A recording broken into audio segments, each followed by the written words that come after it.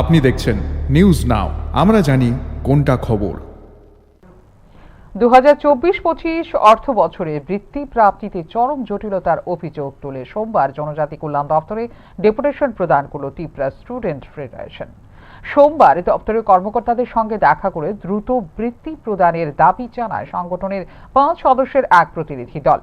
সংগঠনের অভিযোগ, চলতি অর্থ বছরে রাজ্যের বহু জনজাতি ছাত্রছাত্রী এখনো পর্যন্ত বৃত্তির অর্থ হাতে পাননি। জনজাতি কল্যাণ দপ্তরের পক্ষ থেকে অর্থ মঞ্জুরিতে বিলম্ব হওয়ায় বিপুল সংখ্যক শিক্ষার্থী চরম সমস্যার সম্মুখীন হচ্ছেন। অর্থনৈতিকভাবে দুর্বল পরিবারগুলোর সন্তানরা সম্পূর্ণরূপে বৃত্তির উপর নির্ভর করায় পড়াশোনা বজায় রাখা নিয়েই দেখা দিয়েছে গুরুতর সংকট। অবিলম্বে বকেয়া বৃত্তির টাকা প্রদান করা এবং ভবিষ্যতে এমন বিলম্ব যাতে না হয় তার দাবি জানিয়েছে সংগঠন।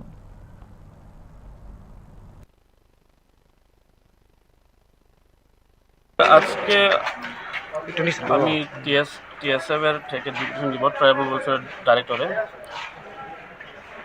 এটা হইলে যে এসটি পোস্ট ম্যাট্রিক স্কলারশিপ 2024-25 যেটা ফাইন্যান্সিয়াল ইয়ার বা একাডেমিক ইয়ার, এই বছরটা এই একাডেমিক ইয়ারের কখনোই স্কলারশিপ পাইছে না। অনেক আছে বিএড স্টুডেন্ট, তারা 15 জন এরকম তারা পাইছে না, কখনোই পাইছে না।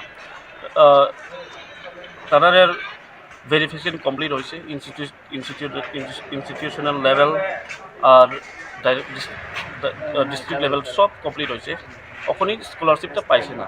তো কী প্রবলেম হয়েছে আমি এটাও জানি না। এই লাগে আজকে দায়িত্বের সঙ্গে কথা কম, কি ব্যাপারটা কী সময় এভরি ইয়ার সারা প্রত্যেক বছর এরকম কীভাবে পেন্ডিং করে থাকে, সেটা ইনজাস্টিস।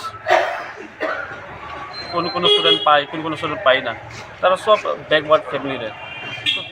এই স্কলারশিপ তো এটা ট্রাইবাল ওয়েলফেয়ার ডিপার্টমেন্ট ট্রাইবালের ওয়েলফেয়ারের কারণে তখন স্কলারশিপ দিচ্ছে না। কী লাগে এটা কখনো রিলিজ করে না, এটা আমি বুঝতে পারি না। তারা এখন ডাইরেক্টরের সঙ্গে কথা কমু, ব্যাপারটা কি এটা ইনভেস্টিগেট করবো।